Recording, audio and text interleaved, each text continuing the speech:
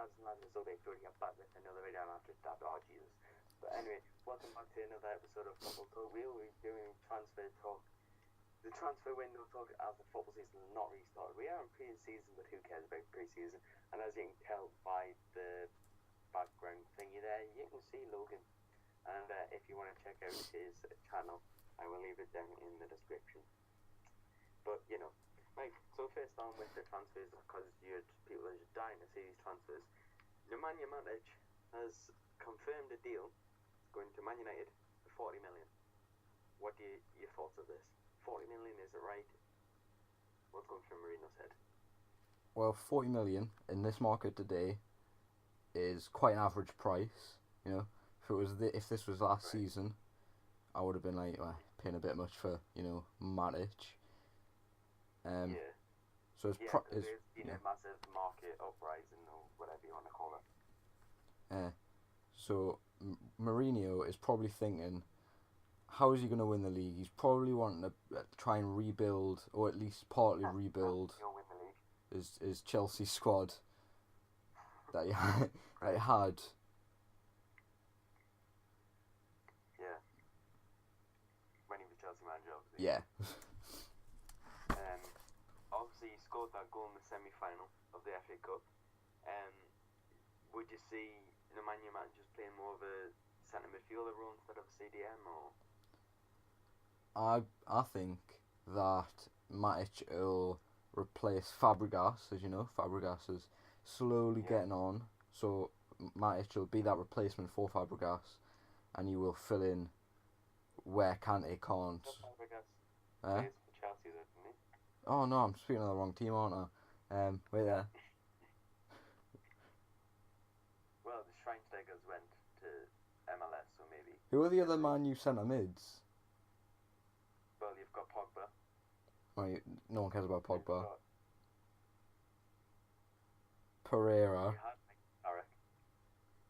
They still have Michael. Didn't they make Carrick captain? Yeah, for some reason. And leave down. He'll replace. In the comments though, Man United centre mid, because we are really confused in the minute. You'll replace Carrick because Carrick's getting on. There we go. Right. Okay. There we go. Another deal that's went through. 16 million. He's a striker. He's Mexican. He's came from the Bundesliga, Bayer Leverkusen to be pronounced, to be specific. It is Javier Hernandez or Chiquitito, whatever you want to call it, at West Ham. Is this a good deal? I don't know. Yes, it's a very good deal. You know, because inflated market. Well, as you were saying, 40 points the average price, but 16 million now it's nothing. So.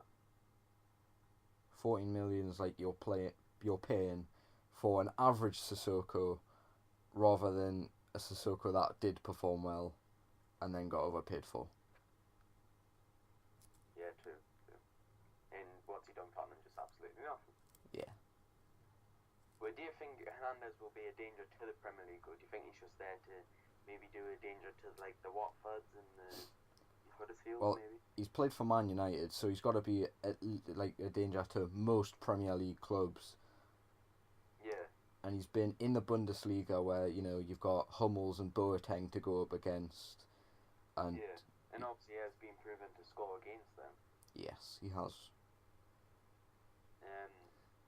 I believe myself this is a good deal for West Ham because they needed a true striker because Andy Cowell's bringing nothing. Obviously, Zarate went a couple of seasons ago. Was it Zarate? Yeah, it was Zarate. And Antonio isn't an out-and-out striker, he's more of a winger. We're moving on from West Ham. We are going back up north to Newcastle here, where we live ourselves. And a deal that we have just brought through, Mikel Merino. Don't know how you say his name. He's came from Borussia Dortmund on a loan deal for a season. So, Benitez again, questions thrown at him. What's he seen from this kid? What's his scout seen from him? Has he seen anything before? What's your thoughts on this kid?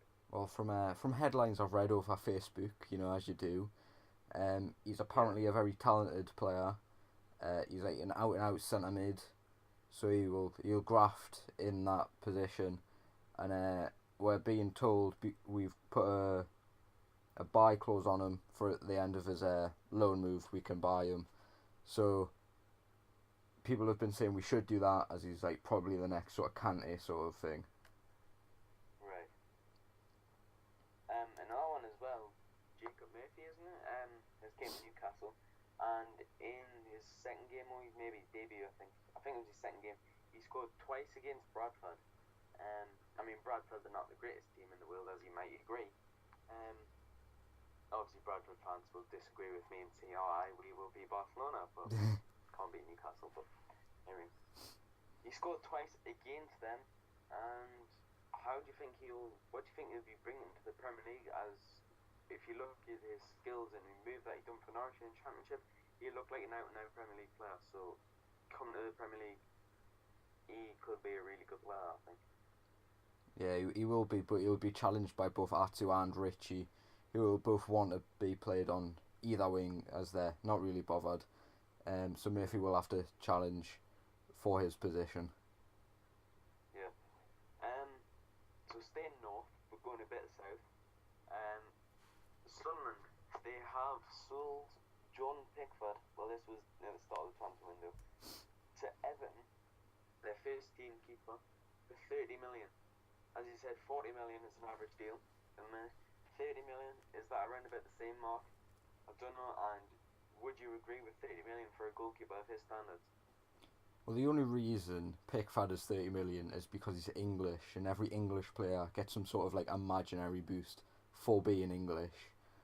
So that's the only reason he was 30 million. World Cup winners, but you know. So that's the only reason he was 30 million. And he played for a very poor Sunderland defence, so it's not fully Pickford's fault for Sunderland going down. You have to blame the defence quite a bit for that. So I would say 30 million is quite a fair price, as he did keep Sunderland. Well, he wants to stay in Premier League football as well, because obviously Sunderland got relegated. Yeah, and World Cup's coming up soon, so everyone will want to stay at their like top flight football to be able to. So then he gets noticed, and then maybe picked for the for the World Cup. Sorry, as Joe Hart's not exactly the best keeper in the world. Yeah, so it'll be a challenge for that goalkeeper spot now. With I think it's 4 keepers that will be challenging for that number 1. Yeah. For England.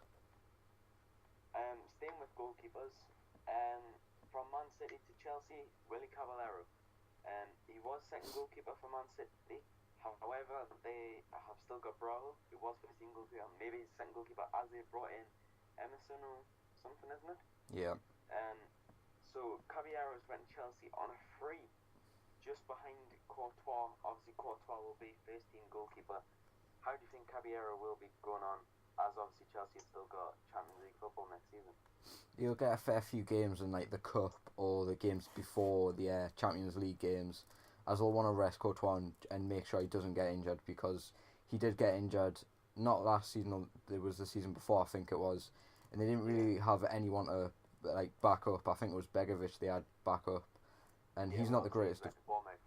He's gone to Bournemouth, which was one of the reasons they would have wanted to bring in a new secondary keeper, which is obviously Caballero. And he doesn't want to be playing third keeper behind Bravo, who can't save a ball for his life. So he will want that move just to make sure he can get football. Bravo's move to Man City. I thought he was great when he first signed. Thinking, because Joe Hart, he's went to Torino last season, West Ham this season. When Bravo signed, I was thinking, he's going to be Man City's first goalkeeper. Caballero will step up to second place, maybe even first team goalkeeper if Bravo doesn't perform. And obviously Bravo did not perform in that for Man City, and maybe some Man City fans will agree with me that Bravo was the fault for some maybe losing 3 points or even getting a draw sometimes against weaker sides such as Watford and West Brom and all this. They decided to take points off Man City. Yeah. A deal that some people couldn't care about, but I do. Graham Dorrans has went to Rangers from Norwich. Do you know anything about Dorrans? No, I don't. I just know he played for Norwich last season. He played a couple of games for Rangers in pre-season, including the 2-0 win over Sheffield Wednesday yesterday. I think he was involved in the 1-1 draw against Marseille as well. And maybe a 2-1 victory over Watford as well. So, but then we kind of beat a team from Luxembourg, but, carry on. So I'm just waiting to see what he can perform as a season ticket holder and a fan at Rangers, what he can perform. Obviously Logan's got nothing to do with this, but just my opinions. Yeah. Tommins from Derby has went to Huddersfield. Tommins is a very young player. He can attack the ball. What do you think he can bring to Huddersfield as a newly promoted team? And how do you think Huddersfield will get on in the next season? I think Huddersfield will definitely be fighting a relegation battle, as they're not the strongest of Championship sides, but managed to make it through. Most of their players last season were loans, so most of them have went back to their clubs. And by bringing in Tommins, it's a risky deal, really. But yeah, it is a risky deal, but what he can bring for Huddersfield, because obviously he didn't have the best season for Derby last season. However, he can play football unlike some other people. And in the Premier League, is he a Premier League player, or do you think they just brought him in just in case they do go back down to the Championship and they can hold on to him there?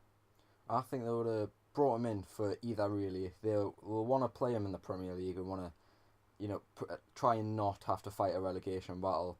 But if they do have to fight a relegation battle and lose that relegation battle, then they will have a Championship striker at the ready and not need to buy a new one come Championship. Yeah.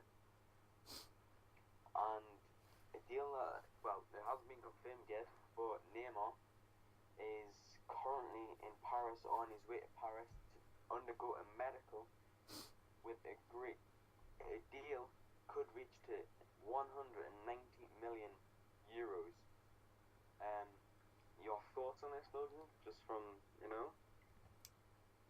Well, I think it's a bit of a ridiculous deal, as Neymar isn't that young like Mbappe is. Mbappe's going for 180 mil, I think you were saying before.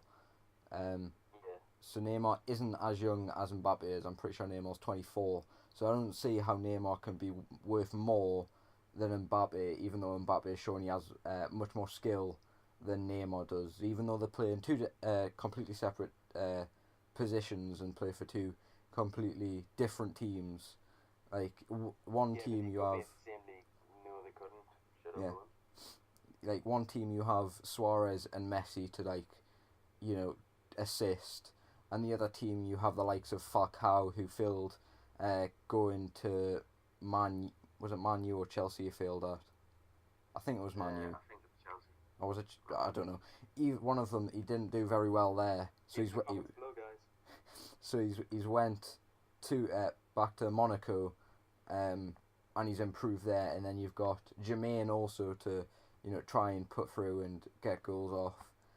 But apart from that, Neymar is a very good player, but he shouldn't be worth more than Mbappe is currently worth. Yeah. Keeping on with Mbappe, 180 million, which is 10 million for every year he has lived. Is this good, or is it just out of the blue, really? It's not out of the blue. It was expected that Mbappe would get bids thrown at him. I don't think anyone was expecting anywhere near over 150 mil, to be honest. I know I wasn't. Yeah. But with the inflated market that it is today, you can't really be surprised that prices are reaching as high as they are. So Mbappe, although he has proven that he can play a striker role and he can play a bit of a calm role, setting players through and stuff. His price as well, it's a good price for him, but it's too much of a price, as he could crumble under the pressure of being worth so much at such a young age. Two transfers, if they do eventually end up going through, is near enough 400 million just spent on two players alone. It's just ridiculous, really. When you look at the other transfers we've talked about, 16 million, 40 million, 30 million, it just looks like nothing compared to 190 million and 180 million. Do you think money is taking over football to itself, not on just transfers, but players' wages as well?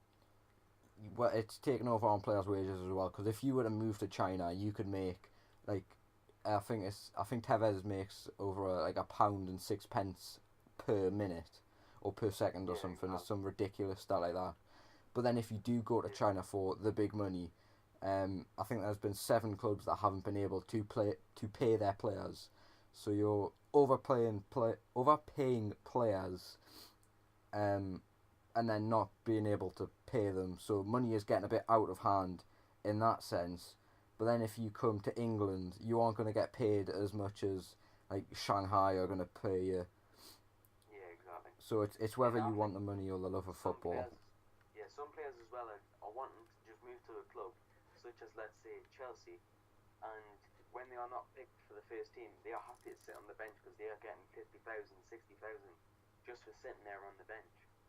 You know, this could lead to a player undergoing his performance and then getting moved to a lower division club because he's not good enough, obviously. I don't really think that player would be too bothered about sitting on the bench for Chelsea, as Chelsea have a great side at the moment.